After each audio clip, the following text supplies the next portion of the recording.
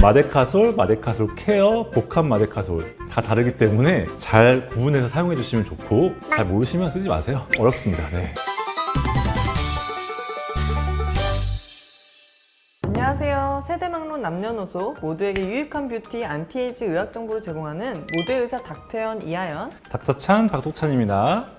원장님, 저희가 지난 영상에서 여드름에 대해 종종 다뤘잖아요. 몇 번 다뤘었죠? 그 영상을 보시고 주변에서 여드름 짠 후에는 어떻게 관리해야 될 쌤? 마데카솔 발라도 돼요? 패치 붙여도 돼요? 등등 여드름 압출후 관리법에 대해 물어보시는 분들이 많으시더라고요. 그래서 오늘은 여드름 압출 후 어떻게 관리하는 것이 현명한 관리법인지, 그리고 압출 후 마데카솔, 후시딘, 여드름 패치 등등 발라도 되는 것인지 그 궁금증을 풀어드리는 시간을 여기 계신 닥터찬 원장님과 함께 가져보도록 하겠습니다.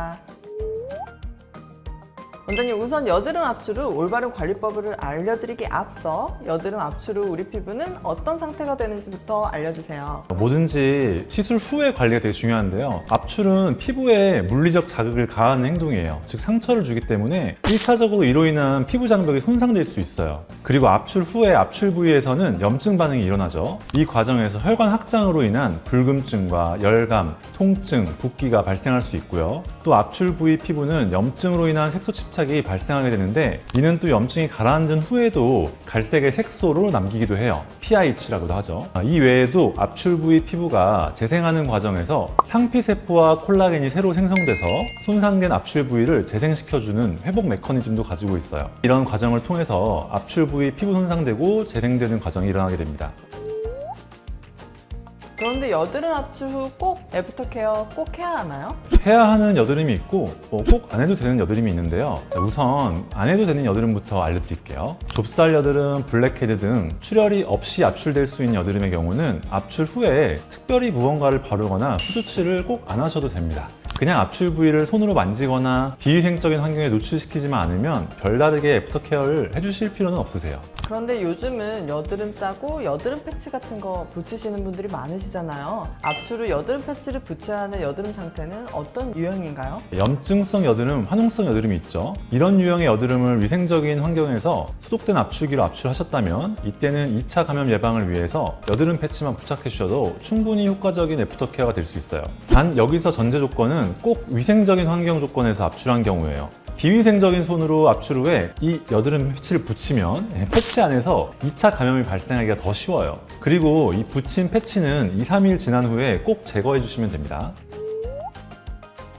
그리고 요즘은 여드름 짠 후 후시딘 바르시는 분들도 있더라고요. 이거 발라도 되나요? 만일 만성 여드름과 광범위한 부위에 난 여드름을 압출하신 후 바르시는 거라면 저는 반대하는 편이에요. 그 이유는 후시딘의 주성분은 퓨시드산 나트륨으로 항생제이거든요. 이는 압출 부위에 살균 작용을 해주므로 2차 세균 감염을 막아주기는 하지만, 다들 아시겠지만 항생제는 자주 사용하는 경우에 내성이 생겨서 나중에 다른 상처가 났을 때 해당 이 연고를 바를 경우에 연고 효과가 나타나지 않을 수가 있어요.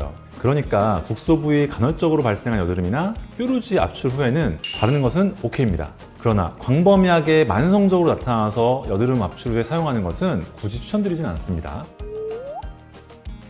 그러면 저희 채널에 자주 등장하는 마데카솔은 어떤가요? 네, 요즘 마데카솔 요거 참 핫하죠. 마데카솔은 병풀 추출물 센탈라 아시아티카를 주성분으로 하는 연고인데요. 화농성 여드름처럼 자칫 흉터가 발생할 수 있는 여드름 압출 후에 적용 시에 흉터 발생을 억제하는 데 도움을 줄 수 있어요. 단 그때도 말씀드렸지만 마데카솔 연고는 3가지 종류가 있죠. 센탈라 아시아티카만 들어있는 마데카솔, 센탈라 아시아티카에 항생제인 네오마이신이 들어있는 마데카솔 케어, 그리고 센탈라 아시아티카의 항생제, 그리고 스테로이드까지 들어있는 복합 마데카솔이 있어요. 따라서 앞서 말씀드린 후시딘처럼 국소 부위에 간헐적으로 발생하는 여드름엔 마데카솔 케어를, 그리고 압출 후 회복 과정에서는 마데카솔을 바르셔야 된다고 말씀드리고, 단 스테로이드 성분이 함유된 복합 마데카솔은 여드름 압출 후에 사용을 권하지 않는 편이에요. 마데카솔, 마데카솔 케어, 복합 마데카솔 다 다르기 때문에 잘 구분해서 사용해 주시면 좋고 잘 모르시면 쓰지 마세요. 어렵습니다. 네. 오늘은 여드름 압출 후 올바른 케어 방법에 대해 닥터찬 박동찬 원장님과 함께 자세히 알아보았는데 어떠셨나요? 광범위한 범위, 만성 여드름 증상을 겪고 있는 분들은 병원에서 전문적인 케어를 받으시는 게 여드름 흉터 발생 등 더 큰 피부 문제 발생을 예방할 수 있는 길이니 고려해 보실 것을 조언드리면서 오늘 영상은 여기서 마치겠습니다.